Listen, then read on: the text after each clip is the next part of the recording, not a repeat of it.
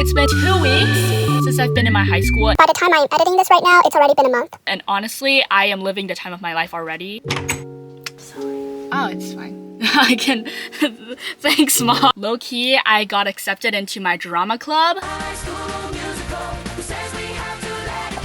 That's how good I am.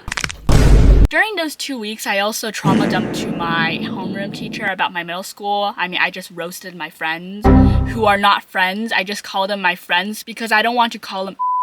But I figured that I should talk about them to the public because these people, they deserve public humiliation. I'm here to tell you guys and to tell these awful people that I am living the time of my life. So a little bit of my background information. I'm half Korean, half Chinese, half Korean. I don't care which one goes first. They're both first to me. Of course, I am very proud of my heritage and some people don't like that. Maybe it's because my English is too good or maybe it's because my Korean is so bad, which it is not.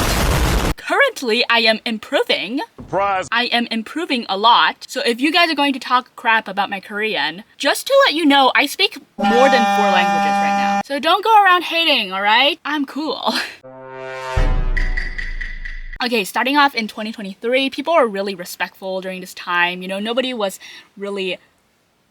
You know. And of course, I made 2 presentations about China because I was like, Hey, this is fun. like, I am gaining popularity just because I'm half Chinese, but with an exception. There's this one guy named Joe. I'm not gonna use his real English name because I am too respectful for that. No, it's because his English name sucks. So Joe, he's a massive rage baiter, which I respect currently as a high schooler. I mean, rage baiting is actually a very fun activity. But as a kid, of course, I hated being rage baited. He would constantly talk about how kimchi is actually Chinese just to piss me off and thinking, oh, you think kimchi's Chinese. You're so pro-China. You're so communist. Oh my god, bro. Oh, hell no, man. So the first guy I'm going to talk about is Stalin, not Joe, Stalin. Okay, so hi Stalin, you probably don't watch my videos, but you did watch some of my videos and made fun of me.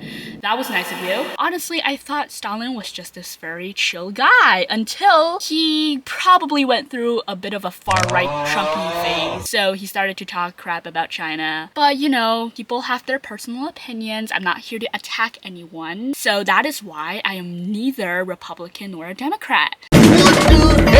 Next guy we're going to talk about is James. Hey, you're in the same high school as me. You know, you're gonna fall one day. My school is an international middle school, which means there are foreigner teachers. James would tell these freaking innocent people who watch my videos, by the way, hello teachers, I love you guys are amazing. He would tell these teachers to go back to their country, which is insane. So I was like, hey, you kinda should stop doing that. And then he was like, well, you're a chink and you don't deserve anything, you know? Next guy, I will call him Aluminum. He does not deserve a real English name. He lived in Mexico for a few years, which is interesting because as I said, I speak more than 4 languages and one of them is Spanish. So I was like, hey, maybe we could talk together and I could practice my Spanish. Then we sat next to each other and I could slowly like see him avoiding me, you know, understandable. Sometimes boys, they have a lot of hormones in their body, so they avoid girls. But there was this one incident in a debate. You know, I prepared a lot because at the time my Korean was a little sloppy. And suddenly I was trying to speak and Aluminum cut me off along with Stalin. And then they were like, hey, shut up. You're a chick. You don't get to have an opinion on Korean society.